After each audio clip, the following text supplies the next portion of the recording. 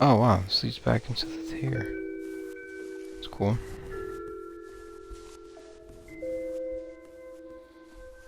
Now on to the characters and monsters area. Here's the one from the prologue. Codenamed Harold is the first monster we created for the game. This was way back when the overall direction was skewed towards a more adventure game. As seen in the very first concept drawing made for the project, Harold was intended to be a physical monster in the first chapter. This worked well as a proof of concept in the demo we made, but during production we realized that it really takes time to build suspense, which is crucial in making monsters feel appropriate and impactful. This is from the book. This is Heap, the coat monster found in the 4th chapter. The whole idea of the chapter is how scary ordinary objects can be in certain situations when you don't see them clearly. We think everyone can relate to having seen the silhouette of something in a dark room and gradually becoming more and more terrified as our imagination does its magic. We applied this directly to the monster when redesigning it and decided to use a coat as it very much resembles the shape of a person or humanoid creature. That is very freaking true. And that is creepy as hell.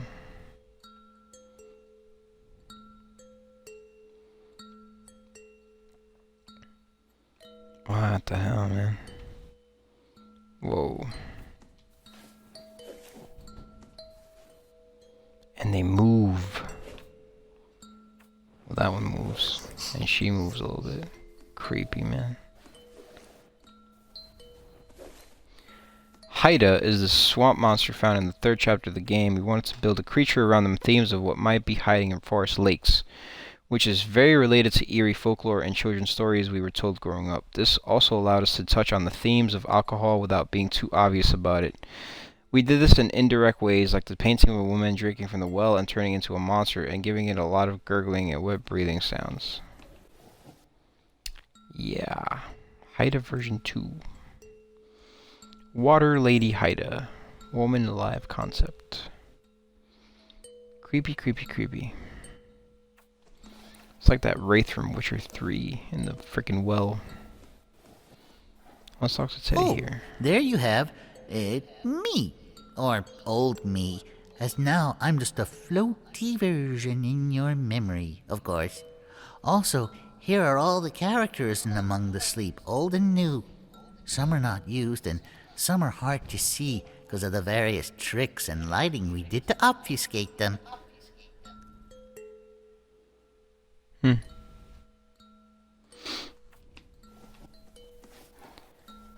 Whoa. What the hell is this? Designing Teddy was a key moment of narrowing down the style, having a very democratic process to begin with. We all voted for the Teddy we liked best and ended up with a look that was fairly close to the current one. We wanted Teddy to feel like a cozy, warm, and friendly companion, almost grandfather-like, while hinting at the fact that this was the father's beloved Teddy that he had kept patching up and taking care of from his childhood. Oh wow, I did not know that. That's pretty cool.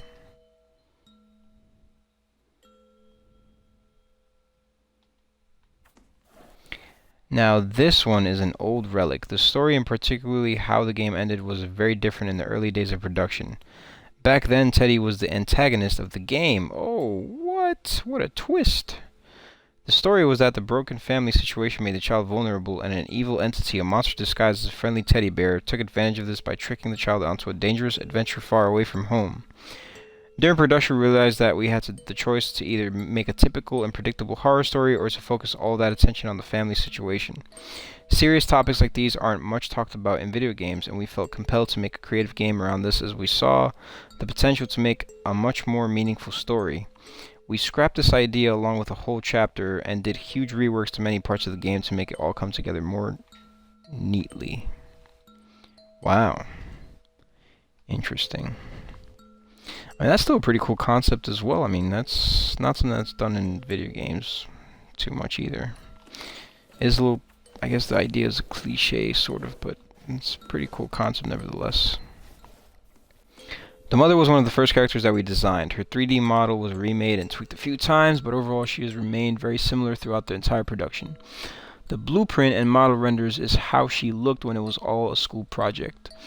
The goal of her design was always to find a look of loving kindness and care for her. Despite her personality transformation and neglect, she never stopped loving her child.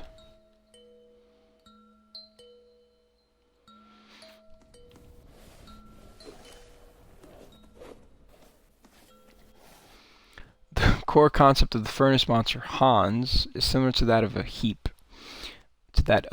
We wanted to create something terrifying out of an ordinary object. A child might see glowing eyes and a huge mouth on the front part of a wood furnace, so we exaggerated this bit and made the whole furnace become alive. Yeah, it's like Home Alone, bro. Not cool, bro. DLC furnace.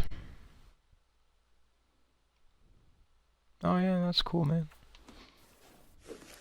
It's the dolls and stuff. It does look pretty creepy, man. Freaking furnace monster.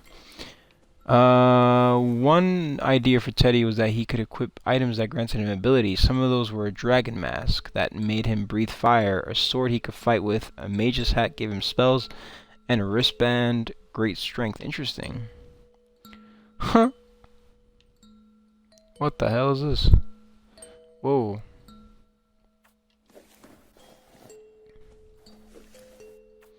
Teddy gun. Sleep. Whoa. These are all creatures that were designed very early in production. There wasn't a sudden decision to cut these from the game. They all naturally phased out as we gradually shifted the game's genre from an adventure game with horror elements into what the game is today, which is kind of the exact opposite. Indeed. What worlds do these rejected creatures inhabit? Wait, let's gotta go through this one real quick. What is this? Oh. Ah, my favorite place. I felt we really connected here, you know? A bit of a breather between the various bad, nightmarish worlds we went to. Also, I was able to talk a lot here, as elsewhere the developers were concerned about keeping the tension up and didn't want me to say too many things. Also, I kind of get quiet when scared, so it's okay and all. But I liked best the times we had to catch up.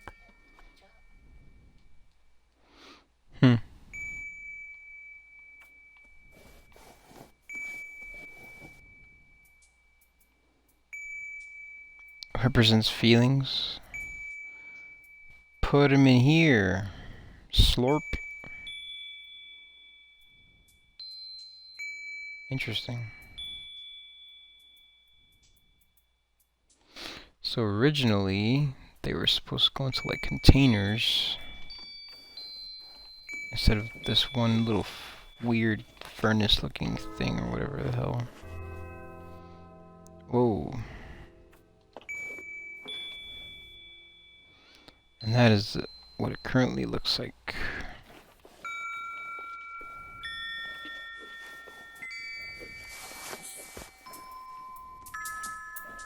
This is the reveal.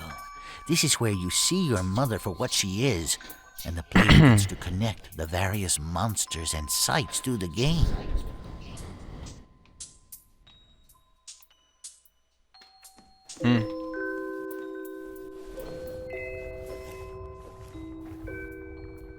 Welcome to the world of bit dust. Right.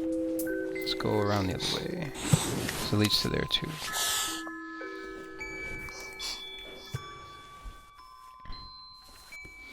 This little Easter egg here. So, this is the world that never was. Well, that was originally, but this looks pretty cool. Our first environments reflected more of an adventure or quest, exploring an ominous and threatening world, yet more whimsical. Behind the house was a forest. The forest led to a meadow, the meadow into a thorny jungle with odd one-eyed monkey-looking things out to get you if you didn't stay in the light of the luminescent shrooms.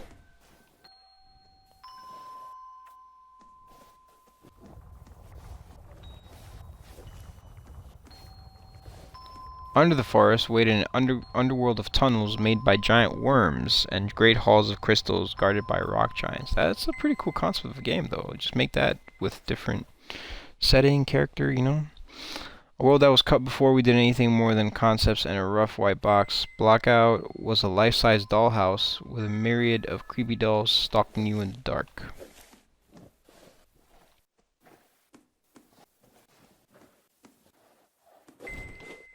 This is the creepiest thing I've ever seen, man.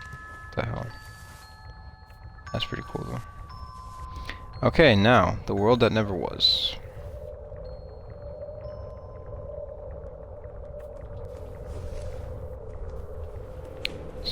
Teddy. Originally, the chase for the mom was a MacGuffin. You did not really find her, and the monsters used her to lure you further into the dreamlands. And we struggled for some time to make sense of this story, especially the playtesters were confused as the story ended without you seeing your mom again.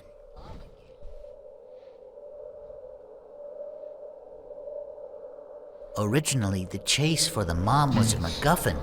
You did not really find her, and the monsters used her to lure you further into the dreamlands. And we struggled for some time to make sense of this story, especially the playtesters were confused as the story ended without you seeing your mom again. Old sketches for the layout and structure of the Scrap 6th chapter. These are concepts that showcase the mood and feel of what we wanted the last chapter of Among the Sleep to look like. The core idea was brass and bronze pipes and tubes lit up by fires on rocky surfaces surrounded by completely pitch black darkness and void. There was also supposed to be a lot of machinery leading up to the old ending where the child would end up in a cauldron, deceived and tricked by the evil antagonist. Damn, bro. This elevator is an example of sadly wasted time since we scrapped everything. It is designed to be a fully functional steam-powered elevator, in theory at least. Damn.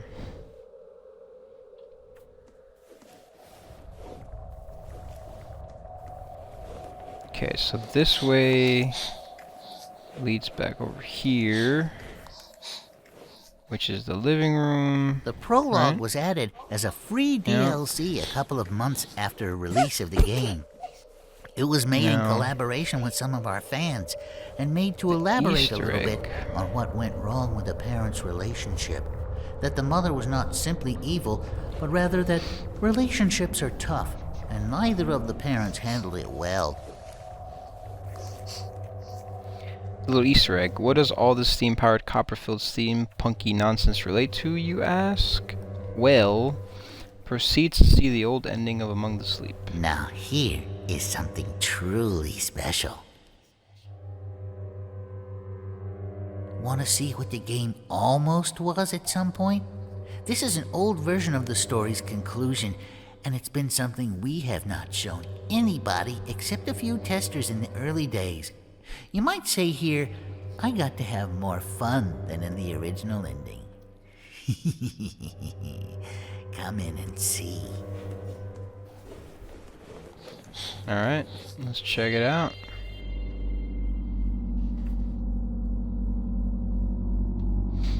Wow.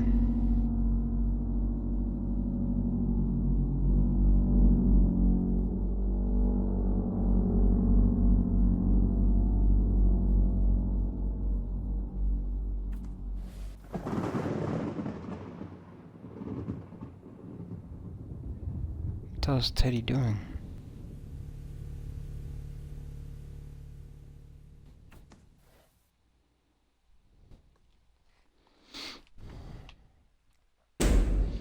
Oh, there's a cauldron.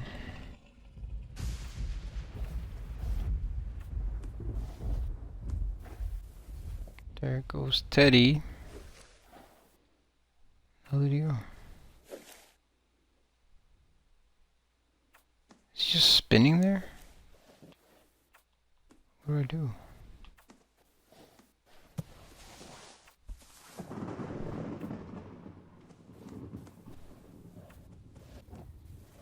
Oh.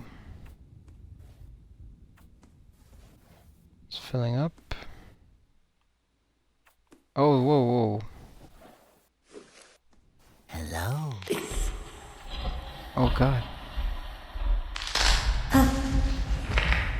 What? Oh, God. Oh, God, Teddy.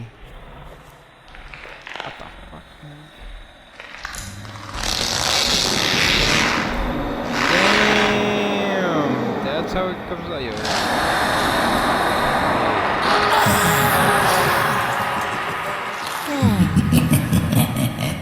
Much better. Oh, jeez, man. What the fuck, man? Is this supposed to be a happy ending? Like, holy shit, bro. What? What did you just do? Wait, what? Oh, yes. Extraordinary.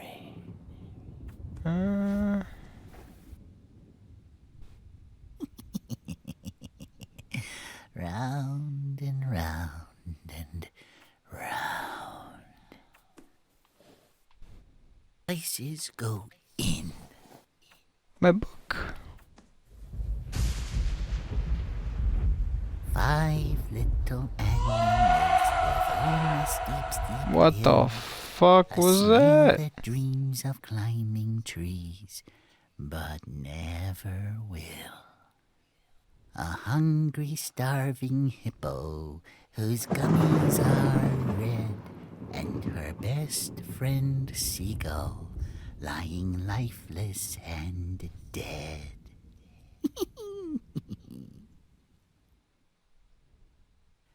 And now for the main ingredient. Thank you. You did very well. I will enjoy you very much. Whoa.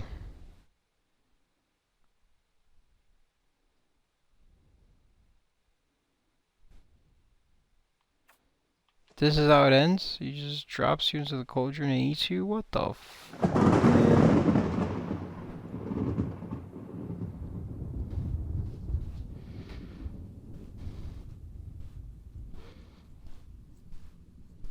Got it.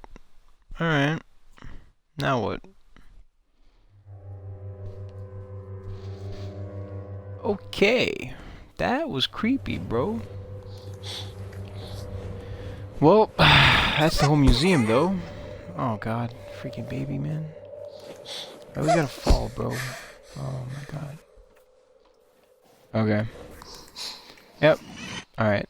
Gonna go back to the main menu. Well, anyway, folks, there you go. There's the 2 DLCs in this game, Among the Sleep, the prologue, and the museum. Both of them pretty cool. I like the concept. Enjoyed the game and the DLC. It was pretty cool, as always. Thank you very much for watching, and I hope to see you guys soon in the next video. Have a good one.